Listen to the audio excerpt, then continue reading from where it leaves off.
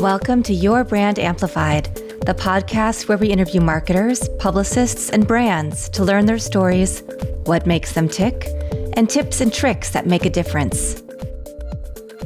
Welcome to another episode of Your Brand Amplified, and I have Peter Wasmer from the other coast here with me today. Peter, I'm so excited to have this conversation. Thanks, Annika. It's great to be here. Thanks for having me. Well, and you have had many stops and starts. You've been a multiple-time entrepreneur, very successful, built a lot of companies up. One thing we were talking about before we got on is that one thing that people don't understand about entrepreneurship is that it is up and down. It's not usually a trajectory straight to the top. So I'd love for you to talk about, because you didn't start as an entrepreneur, right? You worked in a couple other companies first. So what got you into entrepreneurship, and what has your journey been like? Well, I did have jobs with other larger companies, but I grew up in a house where my dad is an immigrant, and one of these, famous mid-century transitions where coming from another country and seeing what could happen in America became the ultimate in goals for him. And so he took full advantage of the American dream, and he worked for several companies. He had his own ideas about how things ought to work, and so he started his own businesses. So I grew up in an entrepreneurial home where, quite candidly, not many people talked about the failures in a way that was instructive. It was always very emotional and it was painful. And failures typically are, but they're also instructive on how to maybe do things a little bit differently in the future. Yeah, I followed similar footsteps in terms of actually working for several companies. In fact, I did end up working for and then with my father in his business in equipment leasing. And the insights of being able to be a part of the executive team and seeing how things operate, how decisions were made, was very instructive for one of the first, wasn't the first venture. The first venture was just a horrible misstep on my part, having created a clothing brand and thinking, this is easy. All I have to do is come up with a label and go to a couple of trade shows and people will buy it. And next thing you know, I'll be Ralph Lauren. It didn't quite work out that way, which happily it didn't, but it was a great founding place I always tell people that was a little bit like getting my MBA, because I didn't know anything when I went into it. When I came out of it, I knew a lot more. And just like getting an MBA, typically your pocketbook is a little bit lighter too. So, and that was the case there as well. But I went to work for my dad and I learned all about equipment leasing, and I put my sales and marketing and finance toolkit to work. And we had a terrific time building the business. And then I had a front seat in the sale of a business and watched how that was able to come to fruition. A very successful exit for my dad, which was the objective. So very happy about that. Soon after that, I was approached by some investment bankers to launch a leasing product for Harley Davidson motorcycles. Oh, okay. And you would think that I knew a lot about Harley Davidson motorcycles, and in fact, I didn't. So entrepreneurship is often about exploration and not being afraid to poke your head into a great big cave and see what kind of bear is in there. Wow. And that was about the experience we had with building up Chrome Capital. That was a lot of fun. And we had a great experience putting a national platform for authentic vehicle leases for Harley Davidsons all across the country. So I got to meet some fabulous people and learned an awful lot about that product line and about the brand and about the people. And it was a very rich experience from end to end. And in that case, that business, we grew it from ground zero up to over a 6-year period of time. We were on target for hitting $90 million a year in originations, which was really unheard of. But I also had a brutal lesson in how very large equity companies operate. And when they have a target objective and it isn't achieved, they simply shut the switch off and move on to the next thing. So it was unfortunate that it happened, because it was a great product and a lot of fun, but a very capital intensive business. Yeah. And anybody who's in your audience knows that capital is going to rule the day. So they make the rules. It's the golden rule, which is they have the gold, they make the rules. And so it was a terrific experience. The product was actually quite good, and we were able to go out and resurrect it with another group, and they have continued with that platform and in fact merged it with an auto finance platform. So the philosophy and the theme of that business continues on to this day in another format, but I was really happy to be a part of all of that. Fantastic. Well, my mom was also an immigrant to the country. She came here for school. So I love that story, and seen a lot of family members come over from Thailand and Laos and have to restart. Yep. It almost didn't matter how professional or how high they were in their positions in another country, right? You really do have to bootstrap and start all over and pick your way out when you come to the United States. But this is the thing, right? Like, you see what I see, and living in Florida, I see it regularly. I see people who show up and, maybe they were doctors in Cuba. Yeah. I mean, maybe they were full professionals from wherever they came from, and they're here now. They could not be happier. Yeah. could not be happier to be in the land of the free, home of the brave, and Unity. Where really, at the end of the day, I don't care what happens politically speaking, you still have the opportunity to create your dreams and make them happen. And so I love that as part of my history, and I'm a big advocate for supporting people who are trying at all levels, whether you're an immigrant or, son or daughter of an immigrant, or you're just getting started because you have a cool idea. I'm all for it. I love that. And my father was a philosophy professor and also a Harley rider. So when you said that was very intriguing to me. But the entrepreneurs in my family were two of my uncles, and I saw one be very successful and one go through a lot of ventures. And at that time, when I was younger, I didn't realize how much of entrepreneurship really is testing and trying different things. And they're not necessarily failures because, like you said, that clothing company was your MBA. It was a great experience, so you could see what to do or what not to do next time.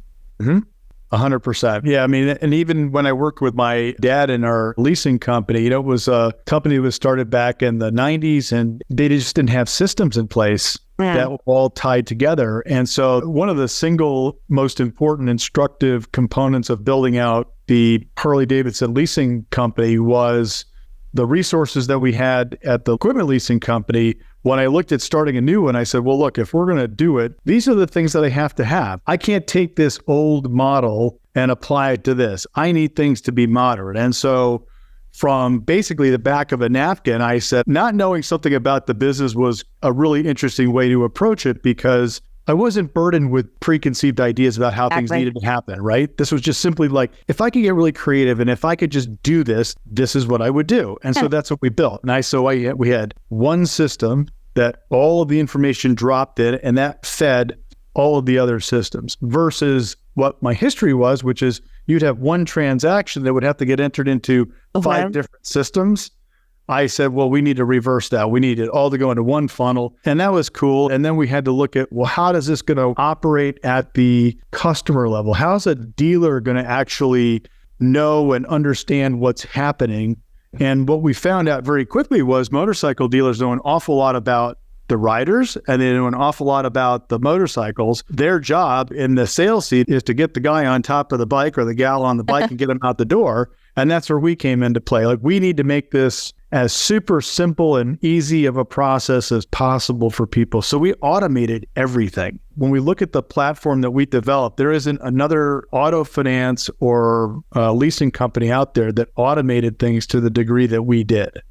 It was a miracle that, very, very happily, we facilitated Harley riders achieving their dreams within minutes. So the information could get put in, the dealer could push a button, and when he pushed another button on the phone of the rider would pop up a DocuSign document, fully compliant, federal and state compliant lease.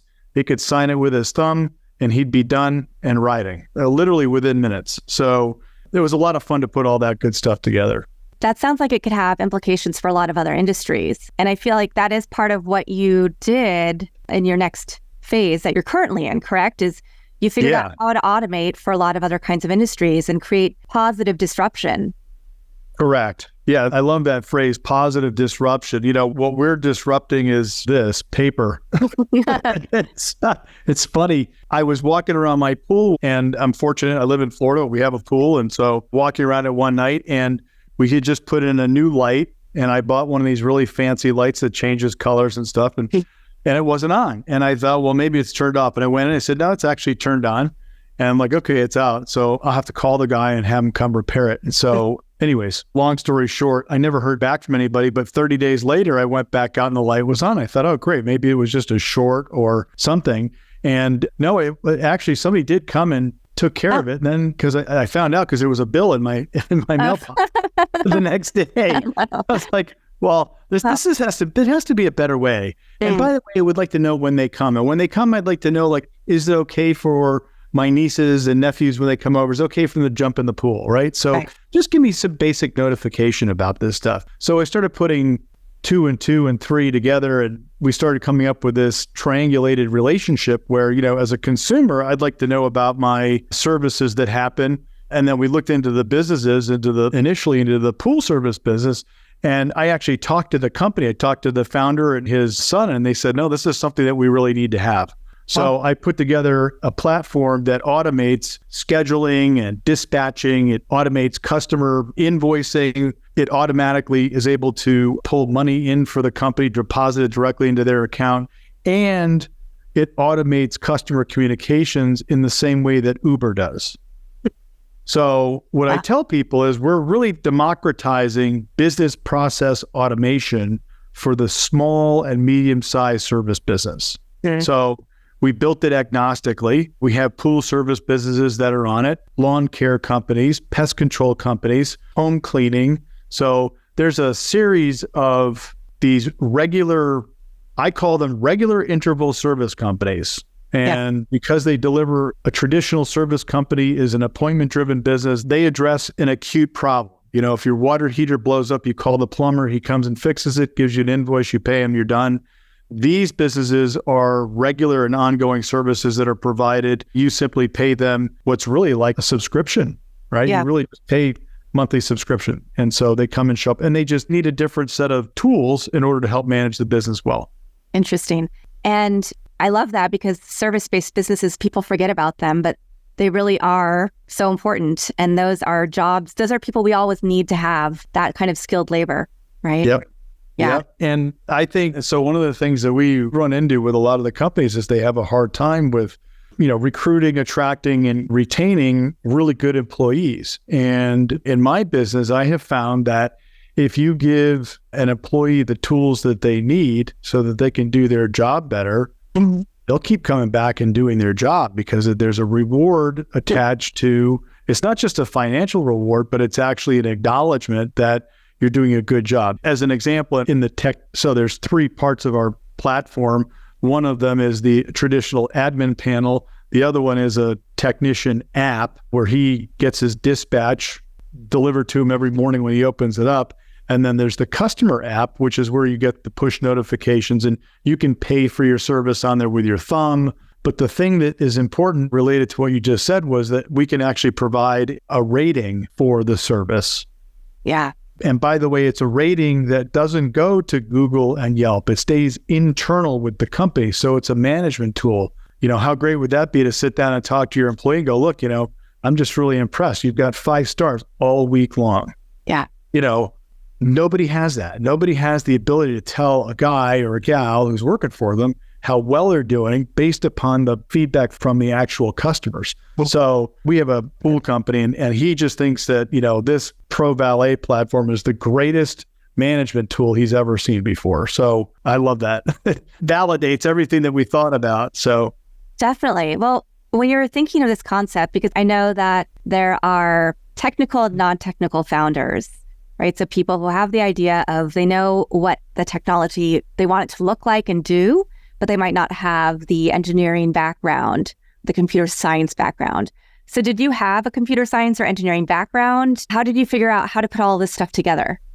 So, and to answer the question, I am about as far away from a technical engineer as you could imagine. I really am an idea person, but I have become involved with building different systems intimately by understanding the target objective for performance of what we want. What's my end deliverable need to look like, and what does it need to do? And then working with engineers to get to that point. So I've been involved in the discussions. I wouldn't know how to code anything. I couldn't code the Pong game. Remember that? Yes. But I do know that one of my current passions is building homes. or re-engineering homes. And so you can't really start the project until you have a very clear idea about what it needs to look like. And the same philosophy applies for technology and putting these different tools together. I know what it needs to look like. I get market feedback telling me more and feeding into what are the, absolutes that people have to have. And then we just simply build to that. And it's very similar to building a home. I don't really see it any differently. Visually in my head, it's the exact same process. So I couldn't actually code it, but we know what needs to happen. Oh, and by the way, if you tell an engineer that can't happen, fire the guy right away, because you can do anything that you can dream of. It can actually happen. Amazing. Yeah. Are you ready to take your brand to new heights? Join the Brand Amplifier for Entrepreneurs program. Learn how to build, elevate, and amplify your brand with a comprehensive 10-module course. Learn more about it and other ways to implement our strategies at fullcapacitymarketing.com. Click on EFCM Learning Hub for more information. Can't wait to help you amplify your brand.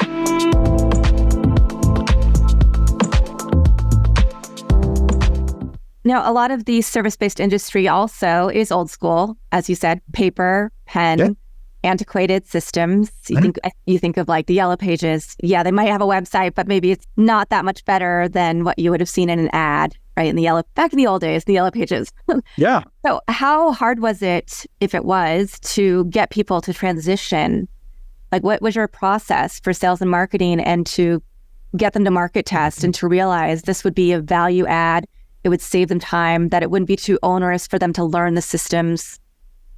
Yeah, it's a great question. And we're still going through discovery on that, trying to identify your ICP, which is your ideal client profile. It starts with maybe the silo of business. Let's use pool service as an example. It starts with that, but then inside of that, there will be variables. How large is the company? How many employees do they have? One of the metrics that we found that seems to be, we're still experimenting with this, it's the age of the company. Oh, interesting. We have multi-generational businesses right here in our town, and they love what we're doing, but they're never going to change. They're always going to use pencil and paper. They have a system that works. They have a team that works. They're not going to disrupt that for anything. Yeah. But conversely, where we find a company who has started the business in the last up to 5 years, they're much more likely to be a customer of ours, because they'll go through the traditional metrics of writing things down on a piece of paper. They'll graduate to an Excel file. Then they're at the edge. They have to do something different because they can't keep up with it. So that's where we step in, and we're able to help people capitalize on the data that they've had. We transition to our platform and then show them how life gets automated. And it's been very successful in that regard. Typically, the size of the companies they probably have anywhere from $1 million to $5 million in annual revenue. Anything less than that, we have people that are less than that, and they use the product quite well, and they're growing into that bucket that we serve best. Yeah. Well, I'm sure it's helping them grow into that bucket because you're saving them time by creating automations and creating better systems and protocols. That's our mission every day when we get up, is how do we put more time and money back into people's lives? Yeah. Something we all want, right? Yes, definitely. Absolutely. And are there products in your line that also would work for businesses that are maybe not service-based, scheduled, thinking even for marketing companies who have retainer clients and just need to be able to schedule certain things and want to have an automated process? I haven't thought about that. That's an interesting concept where if you have a relationship, a dialogue, a regular interaction with somebody, you could use the platform to help with the scheduling and to transmit information that, by the way we have it built, if you transmit information, it's not scattered between email and some notes on a piece of paper. Anything that happens with that client, including invoices, payments, customer requests. This is one of the cool things that we came up with on the homeowner app, was you could push a button to request service and add a video or photo. You could probably also add an audio file to it. Mm-hmm. So in the case where if you had a marketing company and you had a customer who had a request, they could actually use the app to go and execute that. And then that would be a part of their record inside of Pro Valet for your managing of their request. Now, once that request comes in, it's kind of cool. We set it up so it's got a little bit of an alert. So you get an alert that says, hey, you have a service request. You can click on that. Once you click on it, you start managing it. The person who sent it gets some communicated. It says, it's like if you send a text message that says read at such and such a date and time. Similar to that. It's just a push notification that comes over and says, hey, your service request is being reviewed.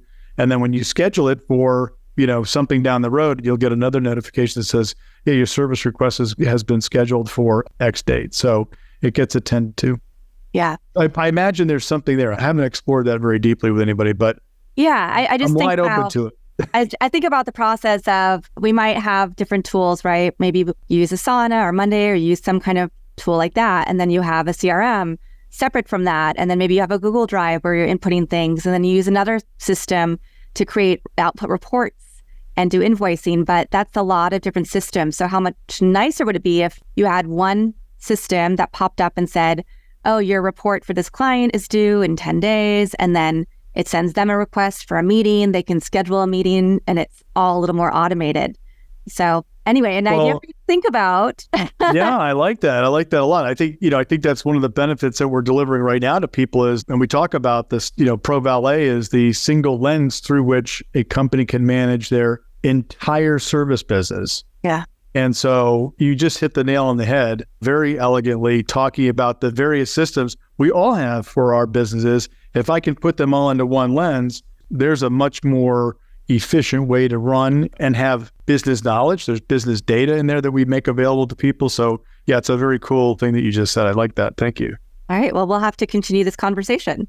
Okay. Yeah. Are your clients primarily regionalized right now, or do you work with these kind of service-based businesses all over the United States? All over the United States, because we built the program really agnostically. I mean, it has pool service DNA in it. There are certain attributes that are part of the pool service business, which are unique and special to those guys and gals, how they run those businesses. The attributes of that part of the system are optional. And so that's why lawn care companies, cleaning companies, pest control companies, that's why they use us, because they can actually build out their service orders. Everything's customizable. And this is the other thing, interestingly enough, when you asked about, the ideal client, they all run their businesses differently.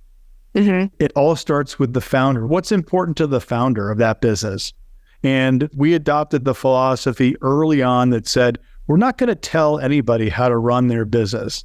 They need to be able to tell the software how they want their business run, and then set it and forget it. And that's exactly what we brought to market. So nice.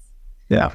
When I was doing some research, I saw that one of the things that you talk about sometimes is spirituality and fishing, and how that is essential building blocks for successful business, that combination. And I was really intrigued by that. So I'd love for you to talk through that a little bit with us. I grew up in Connecticut. My mom was really active in Audubon, and she imbued a great deal of respect for nature and how things operate as systems. And I found that as I grew older, I found a great deal of comfort spending time in nature. And that was a very grounding experience. I actually moved to Naples because I figured out I could be on the water fishing 365 days a year instead of 90 days in New England. And I thought, well, that's the solution for me. And so very fortunate where we live, we have abundant, backcountry and wild areas that we can they're accessible. If you're willing to poke your nose into a couple different places, you find some very Jurassic experiences right around every bend. Very, very cool. Between the bird life, the reptilian life, all of the different fishes that are in our areas, you just have to be willing to go out and find them. And so there's akin to how I like to approach business.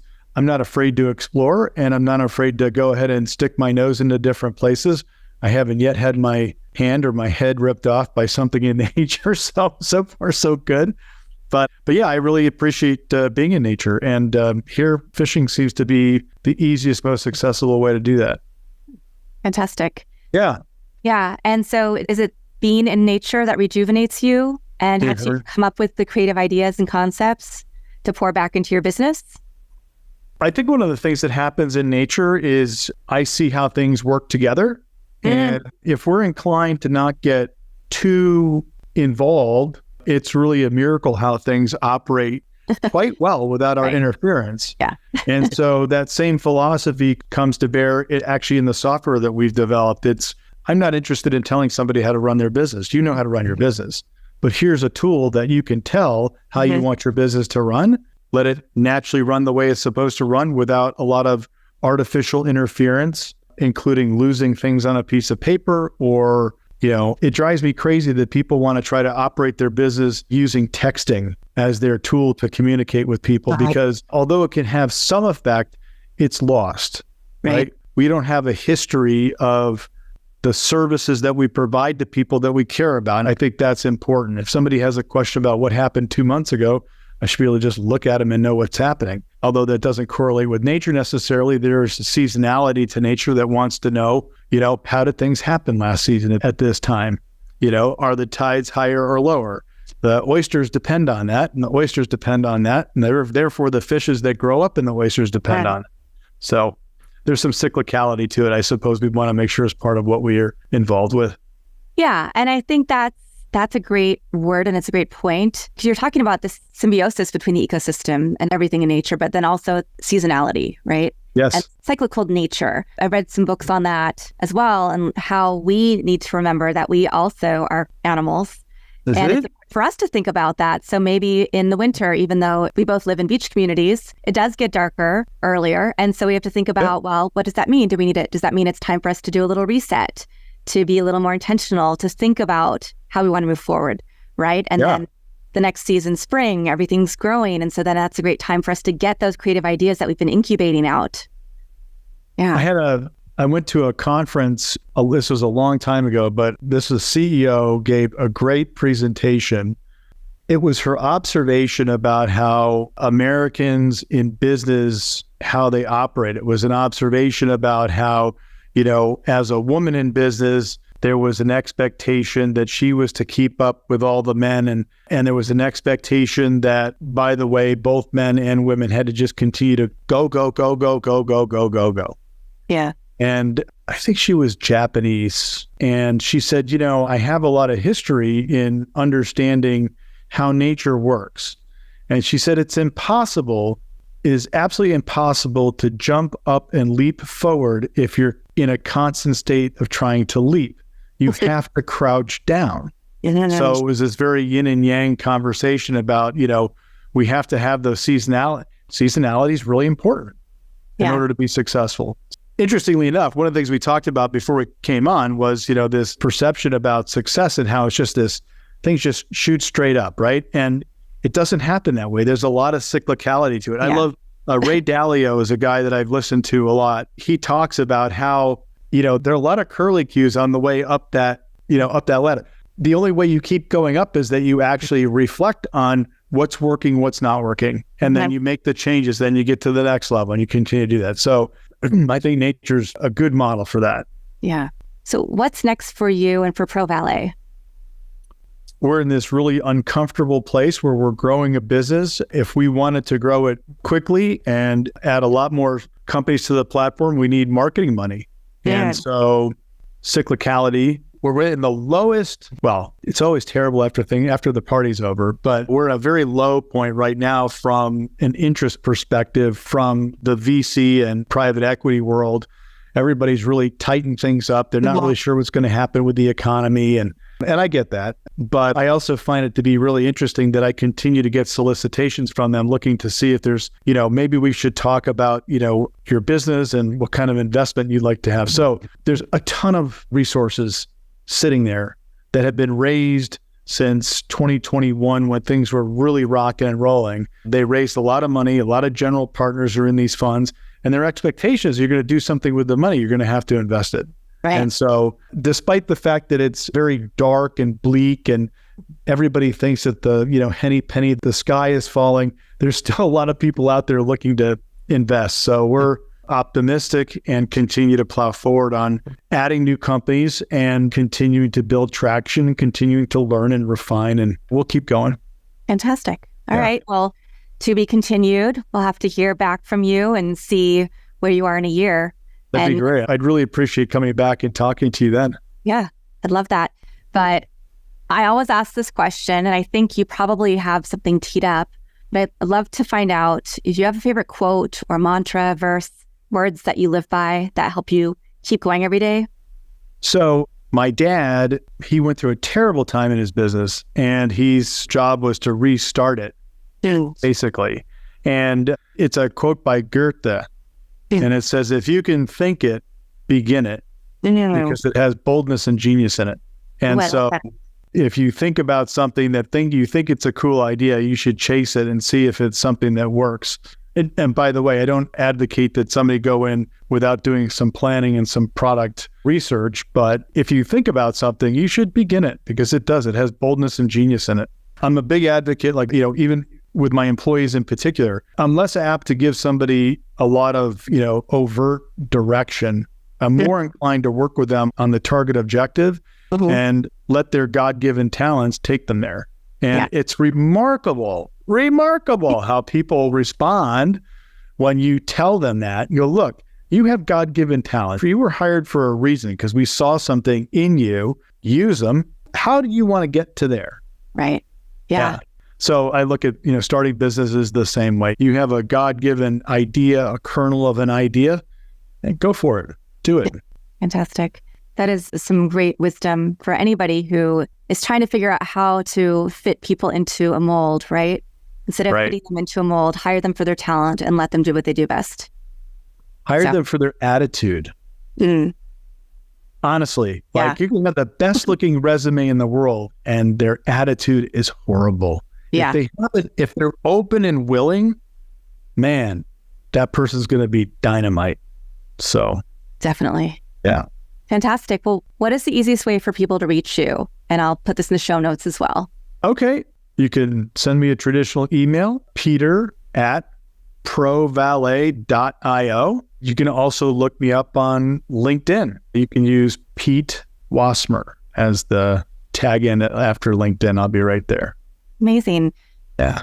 Thank you so much, Peter. This has been a really fun conversation. I've loved learning about you and your various business ventures. And really, that quote just really resonated with me at the end. So I'm like, okay, that's going to have to be one of the snippets we use to promote this episode. That's great. Yeah. I love that. Thank you, Annika. Really appreciate being with you.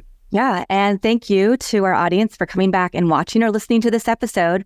I'll be back again in a few days with another amazing expert to share their wisdom to help you live life and work in your business better. Want more? Check out amplifywithannika.com or follow me on socials at amplifywithannika.